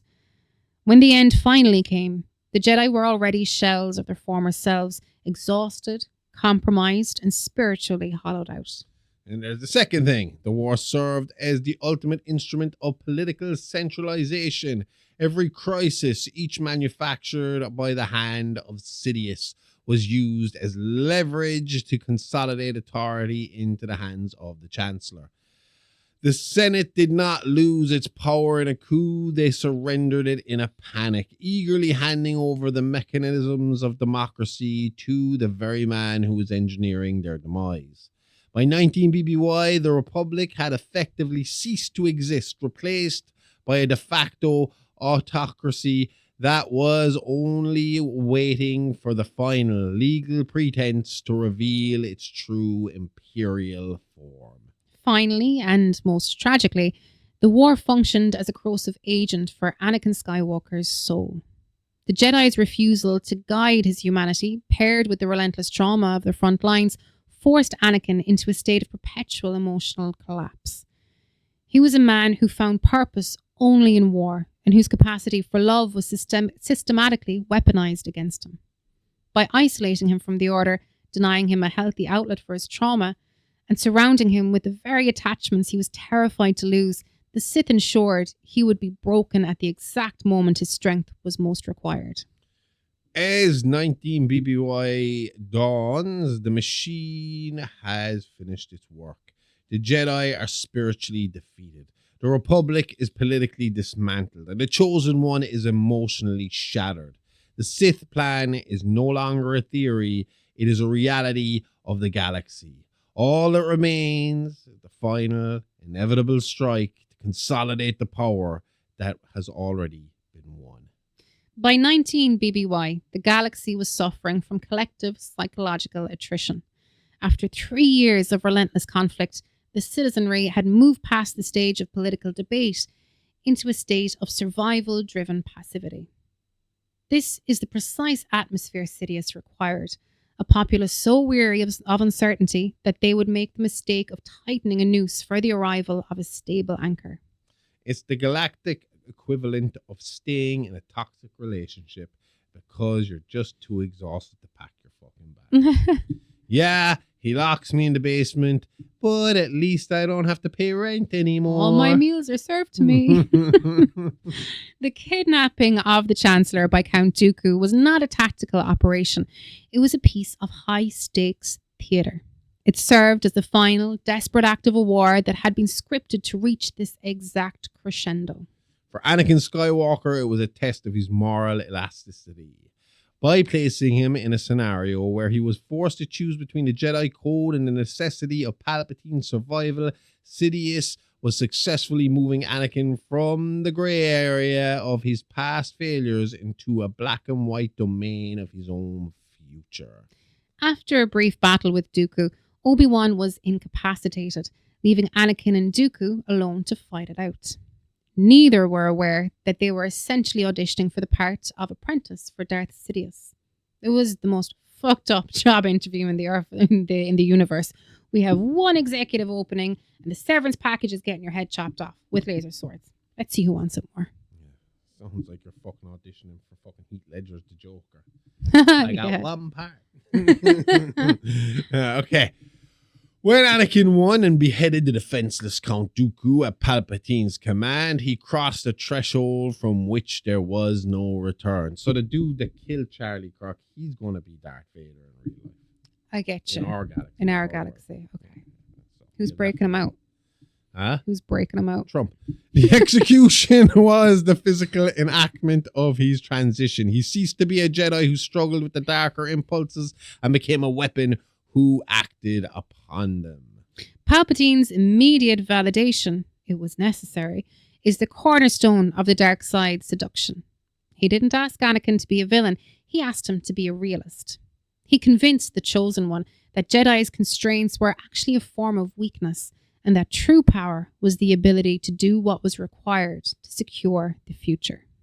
In that moment of cold-blooded murder, Anakin internalized a deadly philosophy that morality is a luxury the powerful can afford to discard if it gets in the way of the greater good. This would become the bedrock of the Vader persona. The idea that atrocity is merely an administrative detail in the pursuit of order.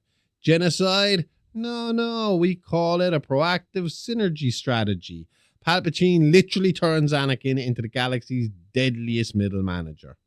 Anakin's fall is not a descent into villainy. It's a frantic, desperate climb toward what he perceives as survival. When he experiences visions of Padme's death again through nightmares brought to him by the Force, the trauma of his mother's passing on Tatooine is ripped open, unhealed and raw. The Jedi, with their cynical, detached instructions to let go, do not offer him comfort. They offer him philosophical dead ends. They demand he accept loss as a cosmic inevitability while he is haunted by the visceral, lived memory of what happens when he does nothing. Telling a guy with severe PTSD and literal magical powers to just chill out and let go is mind-blowing. It's like telling someone having a panic attack on a burning plane to just try some deep breathing exercises. Yeah, thanks, Yoda. Very helpful. Breathe in the smoke, you must. Actually, maybe he's onto something there. Maybe that's why he talks like I that. can agree with that. Breathe in the smoke, I must. Breathe in. Hold. Do not cough, young Padawan. Hold. Thought coughing lets you know it's working. In this moment, the Jedi Order's even greatest failure is exposed. They treated Anakin's humanity as a bug in his programming rather than the core of his identity.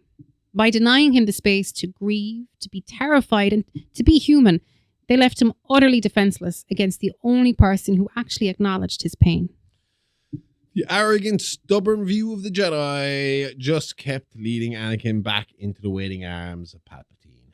Knowing of Anakin's fear of loss through death, he used a story from his past to incentivize the young, disillusioned Jedi. The story of Darth Plagueis the Wise. It's one of the most effective weapons in the Sith arsenal, not because it's about the dark side, but because it's about agency. And if you want to know about that story, go back to last week's episode and we covered Darth Plagueis the Wise briefly as we run through the history of the galaxy. Sure do. Palpatine performs a masterful bit of psychological manipulation. First, he frames evil as utility. He frames the power to conquer death not as a forbidden dark side atrocity, but as a natural ability, that the Jedi are simply too narrow-minded or cowardly to explore. He's basically the ultimate snake oil salesman. Oh, you don't want to live forever? Okay, that's cool, I guess. I mean, I have the secret to immortality right here, but sure, keep listening to the guys who tell you to go meditate on a rock. Then he hits him with the appeal to the Chosen One. he speaks to Anakin's specific traumas. He doesn't promise him an army or a throne. He promises him that he will never have to bury another person he loves. And finally, the illusion of choice. Palpatine presents himself as a scholar of history, not a Sith Lord. He gives Anakin just enough truth to be compelling, making the dark side seem like the only rational scientific path to preserving the life that matters most to him. Anakin falls because he is fundamentally unable to accept the fragility of life. His entire history, from his days in slavery to his current standing as a war hero, has been defined by his attempt to control his circumstances. Palpatine understands that Anakin's greatest weakness isn't greed or ambition. It's his terror of being small, powerless, and alone in the face of death. Anakin does not see himself as becoming a monster. He sees himself as becoming a savior. He believes that by embracing the dark side, he is doing what the Jedi are too weak to do. He is taking the necessary step to conquer the one force that threatens his happiness, which again is something we have seen time and time again in this series since the initial split from the Jedi Order 25,000 years previous. It's the ultimate irony of his betrayal. The Jedi taught him that attachments led to suffering, and he took that lesson to its absolute destructive conclusion. He decided that the only way to end the suffering was to dismantle the very order that insisted on passivity. His turn is an act of extreme, panicked love. Yeah, he's willing to burn the galaxy to save one person, and in doing so, he proves the Jedi's worst fears correct, while simultaneously proving that their own rigid, uncaring doctrine helped create the very man they were terrified of.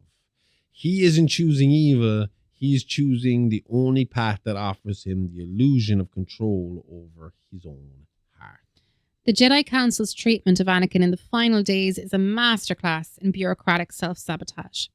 By tasking him with spying on his only remaining mentor, Palpatine, they effectively force him into a position of total psychological dissonance. They treat him as an asset to be utilized rather than a person in distress. Hey Anakin, go betray your best friend and father figure because we're too lazy to do our own dirty work. Great HR strategy, guys. Like, they're really going to foster a sense of loyalty here. Yeah, when they deny him the rank of master, a decision based on their legitimate fear of his emotional instability, they confirm his deepest, darkest suspicions, that the Order view him as a dangerous animal to be leashed, not a savior to be supported. They are technically correct in their caution, but they are catastrophically wrong in their execution.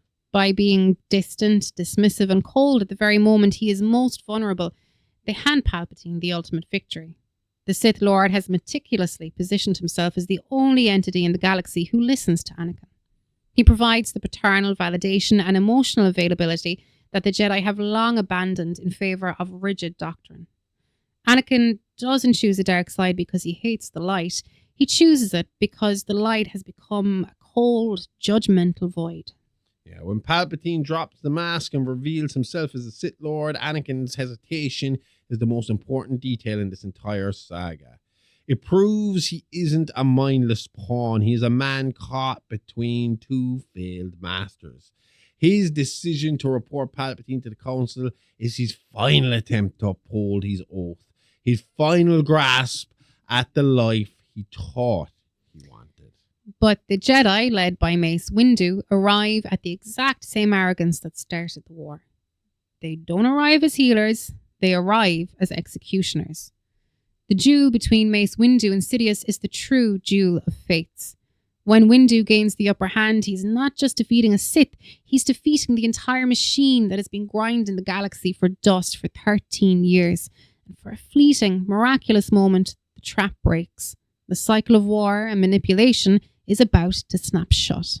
Anakin's arrival at the Chancellor's office is the culmination of every decision made by the Jedi since the day they brought him to Coruscant. When he enters the room, he does not see a grand political conflict. He sees a cycle of trauma repeating itself. He sees another mentor, Mace Windu, standing over a helpless, pleading old man ready to deliver a summary execution.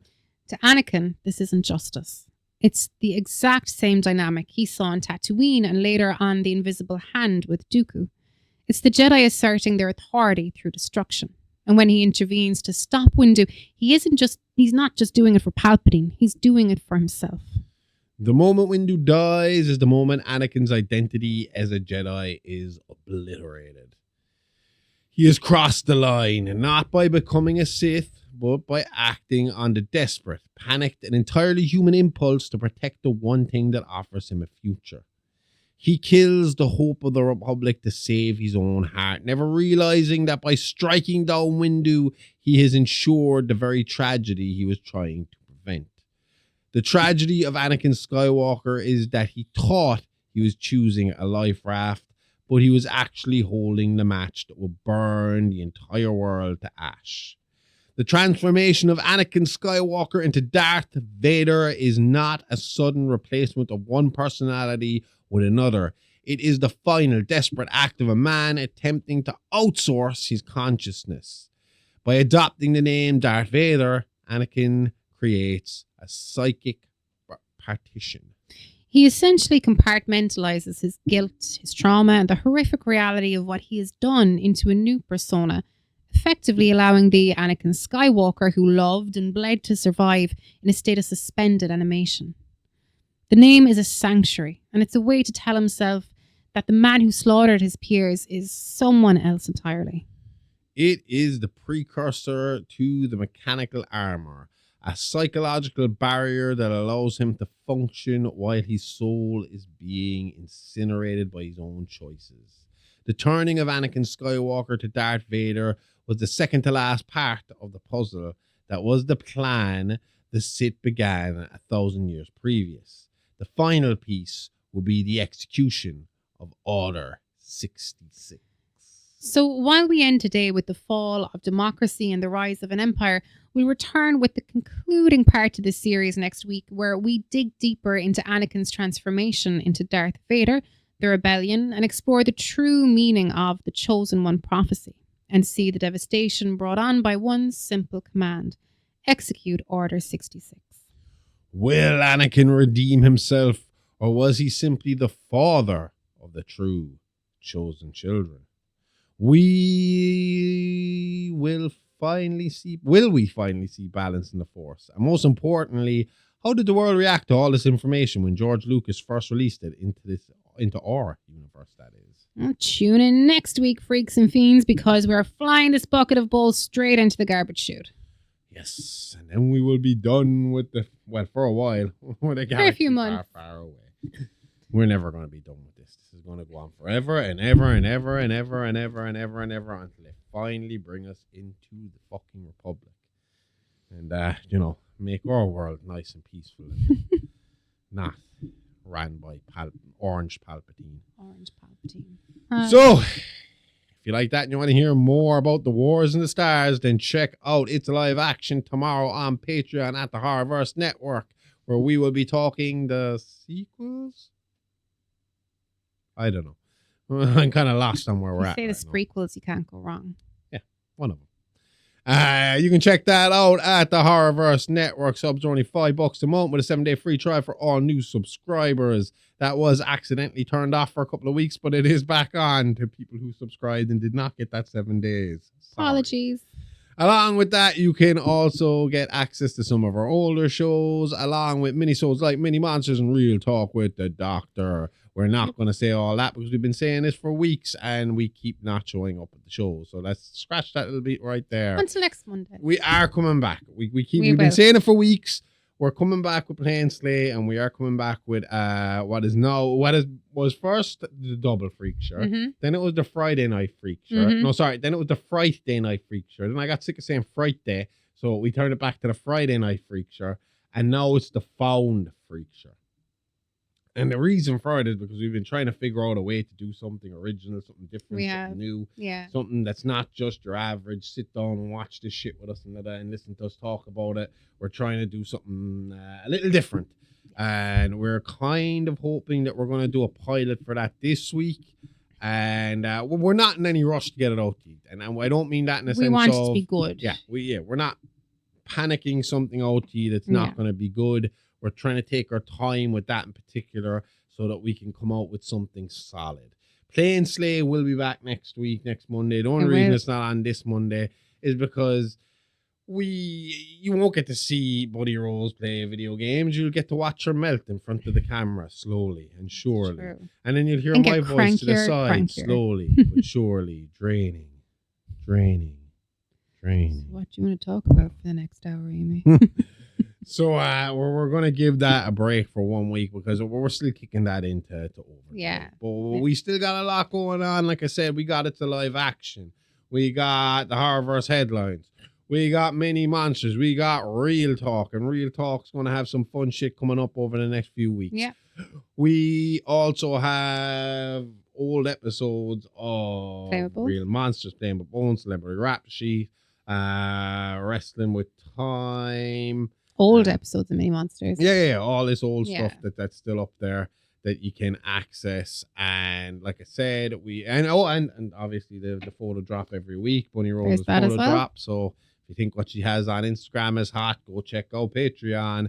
That's all for $5 a month, 7-day free trial at the Horrorverse Network. And you can check us out on Instagram and TikTok at Alive Alive Pod and Bunny Rose IAA. Yeah. Is that everything? That's everything. I think that's everything. That is everything. Good job. Then we'll be back next week with more tales from the Horrorverse. See you all then. Same Alive Alive time, same Horrorverse channel. Okay, love ya. Bye-bye.